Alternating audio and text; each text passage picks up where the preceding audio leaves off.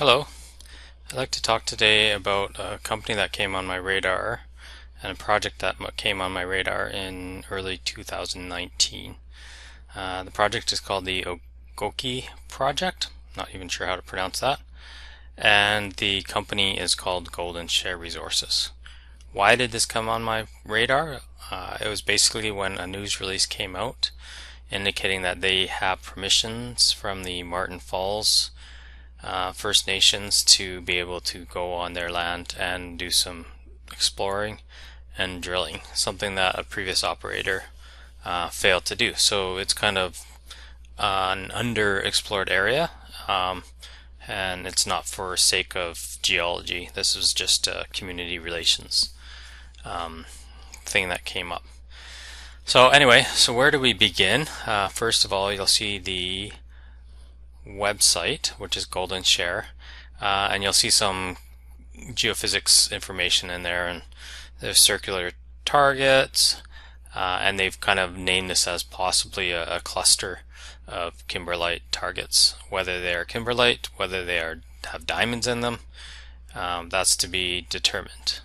So why do we think that there are even diamonds or kimberlite at all, is the question to start with. And this, in diamond exploration, it's not just what you see, what you're given to yourself. There's an immense amount of information that you can do due diligence on. So that's one reason why I've kind of taken this video to kind of not just lay it out as I have on my blog site, but also to kind of start putting the pieces together in a 3D manner, and kind of build a picture, like a really big overview picture of what we're looking at, and really what is the potential.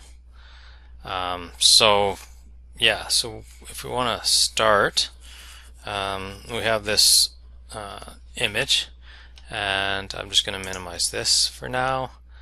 And you can see that I put this into a CAD program, and if we zoom in, this is basically the same image that we have. We have the Martin Falls Reserve up here, we have an airstrip, we have the river infrastructure, and then we have these targets. And the company's gone ahead and kind of put two priorities right away on what they would like to drill. If they do drill this winter, and one is the K5 anomaly right here, so I just put a little bit of a target here, and one is the K12 anomaly, and I think these are some of the bigger targets. We have this triple cluster here. This is kind of these are pretty close together. We have another one here, and then you can see the other targets that they want. So what is the history here, and how are they going to determine if these are actual kimberlites? So one of the biggest issues is the overburden, the muskeg, multiple layers before you actually hit where the ancient volcano would actually be. So to access these things, you could be drilling 75 to 100 meters into the ground, maybe less, maybe more. So there's certain things that are ruled out from the get-go. So up at Chidliak, they brought in a heli RC rig, which was a very portable rig that went around, and it could drill 30 meters into the ground. It would create these RC chips, and you'd know pretty quickly whether it was kimberlite or not, and they were very efficient at doing that. So you can't really do that here. The other thing is sampling is very hard here because there's no outcrops, and then you've just had 100 plus million years of this layered overburden on it that spreads out the mineralized the kimberlite indicator minerals. So it's not just coming to the top and having the volcano shear off with an ice flow, and then that gets dragged and some of those minerals end up on surface. Virtually very few of the minerals would end up on surface here. You'd actually have to go vertically into the ground to even find those samples that may be valuable. So there's limits here on what they can do. So I understand that, and it makes sense. And they're targeting getting into the drilling right away if they can. They could have last winter if everything was lined up and they had funding and all that stuff. But 2019 was the first time that they had access to this, so it doesn't surprise me that they delayed. And the market wasn't very good at the end of 2019. The market has been a lot better in the junior sector this year, so hopefully it's definitely a change and they can get some people up there. We've had the COVID year, so getting everything arranged and the logistics there might be an issue as well. But the plan is to get in there and drill a couple holes. So what is the potential here? There's always a risk reward here. Go in there. Is there anything known to kind of reduce that risk or at least increase the potential? I would say. I mean, the risk is always that they go there, they find nothing, and they've spent money and they've learned something, but it doesn't add value to the company or the shareholders. But if you go in there and there's potential and you do hit something, that could add a tremendous amount of value to the company. So what do we know about this area?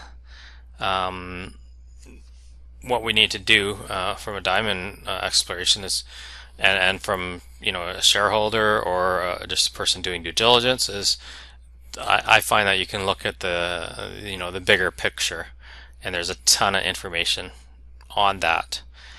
You just have to go looking for it. So that's basically what I've tried to do. So one of the first things you find is up in this corner here, to the kind of the west of the reserve here, you'll find that there was actually a 2005 drilling program. So if I turn on the targets, they had some circular. These were a bit shallower, so you can even see the shallower nature of these. And these were they were looking at between 20 and 40 meters to hit the anomaly. So it's quite different than what they're expecting here based on the geophysics. So they had these 3 circular targets, and then they had a couple of ones that I don't think showed up on the magnetic thing, so they must have had another reason to drill there. You can see where they actually drilled the holes into those targets. And this was a company called Trigon Exploration Limited. It's now called Belgravia Hartford, so you can always dig up the information on Sadar from back in 2005. And this was an Alliance Diamond project, so Trigon was doing an option earn-in, and they were doing basically the drilling here. Where is this in relation to what Golden Share is doing? So you can see here there's about a 5-kilometer distance from this target down to the K4 target, and then that just gives you some semblance on where it is in relation to that. So these basically did not find any kimberlite. They did find 1 or 2 meters of magnetic material that explained the anomaly. Sometime I don't know if they had full explanation for all of these. One thing that they did have in 2005 was a lack of casing. Apparently there was a shortage of drill casing, so they didn't do exactly what they wanted to do. Maybe they didn't go as deep as they wanted to do, but they definitely found some material in some of these that said, hey, these are not kimberlite. So does that affect what Golden Share is doing here? Far enough distance, but again, let's take a step back and look at the bigger picture. So again, they were targeting shallow targets, and maybe they were doing that on purpose because it was going to be a cheaper drill program to do that. And these ones are definitely going to be deeper targets. Okay, so if we take a step back, upon doing research, I did find there was a borehole program, and I did trace it out. Okay, so this is where the Golden Share targets are. There was this borehole program where they systematically, did augering or surface or borehole samples, and this was really a corridor project to get to the Ring of Fire, which is going to be higher up there. But in the meantime, while they were sampling, they sampled it for many minerals, including indicator minerals for kimberlite. So this gives a bit of a strong focus on what do they see here, and does any of this influence what Golden Shares is going to target? So this is between 30 and 50 kilometers, kind of closest to the borehole, but we're getting some real results on indicated minerals. So what I've done is I've taken those results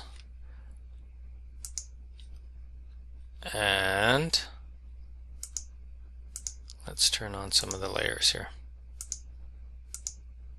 Okay, so you see here that there's a bunch of boreholes. These ones are the ones with actual heavy minerals in them that I've laid here, so it's not necessarily every borehole, but you can see there's a light gap here. What I've also done is the ones with more heavy minerals in it, I've added more circles here, so we can get a kind of a focus on concentration. And I've highlighted some key minerals as well. So you can see there's a bit of a gap there of like this whole thing doesn't really have a focused. It has some minerals, but not a lot. There's a bunch here, up here. There's some here, and then there's a bunch here, a bunch here, and they go all the way to the end of that. So now, why are we looking at these? We have to go back now in time to say, okay, well, an ancient volcano came up 150 million years ago, let's say, exploded, created a traditional kimberlite pipe, and then over 150 million years, maybe it gets shredded, eroded with a glacier, ice flows, and that's really where we have the minerals spreading out into a dispersion trail or train. So really what we want to do is like, where is this ice going? Where are the ice flows going? So if we look at another image that I created, you'll see that there's some ice flows from a 1960 study. I think that's from this drawing. Okay, so this was done in 1965-67, and you can see the person who did the geology here basically indicated the ice flow was basically going from the northeast section to the southwest section.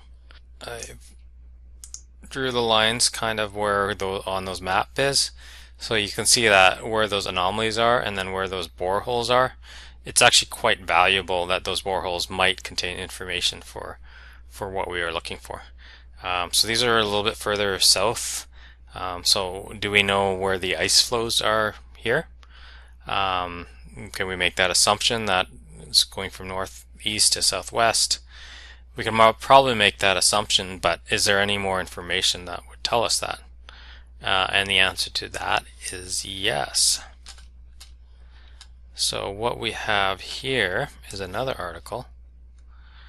Okay, and this is from 1999, and you can see these are the Wabascat kimberlites up here, which is basically the Victor pipe that De Beers closed recently. Here are the Kyle pipes up here, and you can see again the dispersion train again goes from the northeast to the southwest. What is interesting here is you'll actually see the depending on the minerals, depending on how heavy the minerals is, some of it settled out sooner, and they've kind of mapped this up. I don't think they actually sampled this. This was, I think, basically probably in the top right corner they had a really good idea, and then they just kind of extended it and drew this nice little image here. But basically what they're implying is that chromite will get dropped out first, or just not move after a while. Once it's not going to move. It's probably one of the heavy minerals. And then you got the CPX over here, and then garnet and then illuminite. Traveling the farthest is what they were saying. Okay. What I find interesting is the actual, it looks like for the first, let's say 5 to 10 million years, it actually, the dip of the ice was actually a little bit more to the south. And then for the good chunk of the hundreds of millions of years, it flowed traditionally the way it is and the way we saw in the 1965 and 67 paper. So I took that, and we do know that there are the Kyle pipes and then the Victor and the other pipes up here. And I drew there. So I took that map and I made some elliptical stuff to kind of emulate where it actually went. So you can see this is where the Victor and other pipes are. This is where the chromite was. This is where the CPX is. This is where the garnet is. And then this is where the illuminite is. So you can see if we actually look at the borehole trails here, could any of these actually be from up there? And the answer is possibly some of the lighter minerals, but not the garnets, not the other minerals in here. So anything found in here probably is going to be a closer source, unless it's illuminite. But even the illuminite is going to be spread out through the entire section here. So that means if we look at the sections in here where we're targeting, if we do want to look down that area, we can see, is there anything in the boreholes that would tell us what is there? So in addition to the 2005 drilling, which we saw here, there was actually another drill program in 2012. And that was done by Debut Diamonds, and it was in the Kina Diamond Project. They wanted to, actually, they were the operator of the current anomaly targets 2. For these drill programs, they were able to get permission to go on that land and to drill, and they never ever got permission on the northeast here with these anomalies. So, why did they drill these targets here? So basically, we have the boreholes here, and they were looking at whether some of these anomalies that they were drilling were actually kimberlite. So they went around and they did it one off, hit each one of these, and it turned out that none of these were kimberlites. And they had drilling program over here too. They did find some other metallic stuff, and these still remain a prospective area for non-kimberlite exploration. These ones did drill deeper, so in that case they actually had to case down into the bedrock and then core from there. So they did use that, and there was some drill holes that went 82 meters, 50 meters, 100 meters. So it's going to be very similar to what Golden Share is going to do here. So with the known ice things, so can we look at these anomalies here that we're targeting, and look down ice to see, is there anything that sticks out that could be of awareness there? So first off, if we go up here and we can see, oh, there's some interesting stuff up here. Here we actually see that there were some 3 garnets found in this location. Here we see that there was 2 garnets found in this location. And then, where does that go to? So you will see that these are actually the Kyle pipes that are diaminiferous. So we have K1, and then we have a couple of the Kyle pipes here, and then we have a cluster of 3 Kyle pipes up here. And if you actually look at this area here and you go there, well, chances are these minerals came from one of these Kyle pipes here. So that was a good indicator of that. But what do we have again down here? So if we do zoom in, first of all, if we go a little bit further up here, again we have a couple garnets there. We have a garnet here. So we have a garnet there. So I'm not too interested in these from being here, just based on the ice flows. But there's definitely something in there. In that picture, there's actually a garnet G9. I'm not sure which one it is. Okay, but let's get down to here, where you see that there's a bit of a gap here. There's a kind of a huge gap here, but we kind of have this area from here all the way down here, and we have some pretty neat stuff in there. So first of all, what do we have here? So this one, actually, of the heavy minerals that were there, 5 are actually kimberlite specific indicator minerals. So this is one of the higher concentration ones. Here we have a little bit more heavy minerals there. But if we get down to here, in this sample, they actually highlighted, and if this actually is a diamond, the person doing this study went through a lot of clear minerals. There's a lot of photos, everything, but they tagged this one specific to be a possible diamond, and they actually had a picture of it, and you can see it right there. And then here's a scale here, so I think these are nanometers, and then that would just kind of give you an indication of what that is. And not only that, again, so if we come down here, we get some more stuff down here. So we get these nice garnets. So we have 2 garnets here. Doing a lot of zooming in and out. We got some higher concentration there. 5 kimberlites here, plus a good a lot of heavy minerals in there. And then another possible diamond here. So there's a photo of what the academic person indicates is a possible diamond. And then we go in here to more. What do we have down here? Another garnet. And then we go down here a little bit of that. And then there's a G9 garnet in here. I think it's probably this. This is actually a deeper red, I think, when you look at it, but it's somewhere in there is a G9 garnet. Oh, and there's another photo here.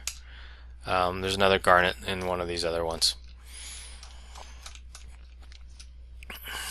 So even though there's not indicator minerals in the actual area here, because of the ring of fire corridor exercise with boreholes, we actually were able to get some information. I kind of like this area here where it's highlighting maybe a diamond, a garnet, kimberlite indicators. Where did these come from? And that's a lot of the diamond projects are like that, where they find some kimberlitic indicator minerals and they never really find the source. So this is one theory that these anomalies here, these circular anomalies, are kimberlites, and if they are kimberlites, they would have done an ice train like this, and we might get things like this in a sampling soil program.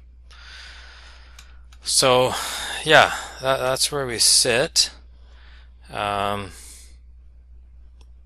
they're hopefully going to drill this winter, maybe January, February, or March. They have a winter road down here.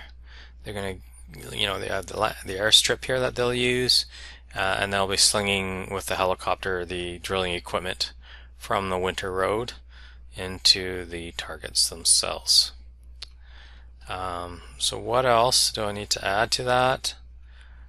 There was a huge sampling program up here with McFolds, and I think that was in conjunction kind of with the Kyle pipes being over here, plus the ring of fire and all that stuff. So there's a lot of information. These are further up in there.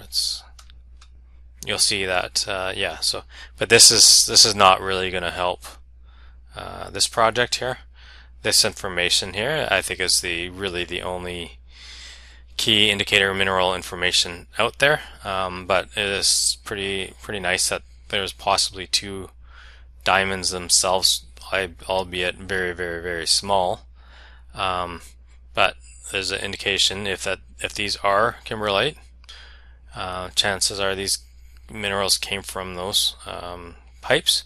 And if these actually are diamonds, these 2 diamonds here, then that gives indication that not only these will be kimberlite, but these could be diamond bearing as well.